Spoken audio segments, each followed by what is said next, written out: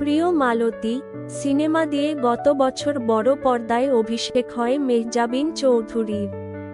তবে মেহজাবিন অভিনীত প্রথম সিনেমা সাবা বিভিন্ন চলচ্চিত্র উৎসবে প্রদর্শনের পর অবশেষে দেশের দর্শকের সামনে আসছে এই সিনেমা। গতকাল সোশ্যাল মিডিয়ায় মেহজাবিন জানান, শিগগির দেশের প্রেক্ষাগৃহে মুক্তি পাবে সাবা। সিনেমাটি পরিচালনা করেছেন মাকসুদ হোসেন।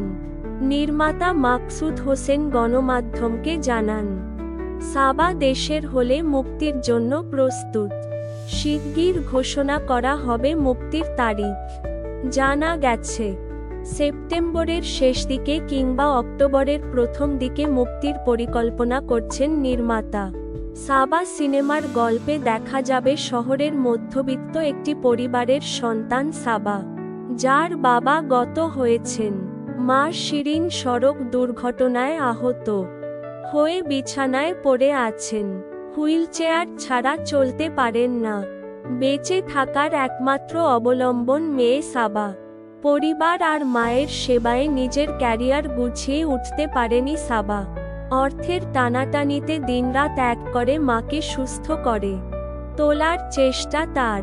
হঠাৎ হার্ট অ্যাটাক হয় সাবার মা শিরিনের। চিকিৎসক জানান, অপারেশন করতে হবে। দিশেহারা সাবার মাথায় যেন আকাশ ভেঙে পড়ে। কিভাবে বাঁচাবে মাকে? গত বছর সেপ্টেম্বরে টরন্টো চলচ্চিত্র উৎসবে প্রিমিয়ার হয় সাবার। এরপর Busan, Red Sea, Gothenburg, Sydney, Raindance সহ প্রায় 1 ডজন চলচ্চিত্র উৎসবে প্রদর্শিত হয় এটি। মেহজাবিন ছাড়া এতে আরও অভিনয় করেছেন মোস্তফা মনোয়ার।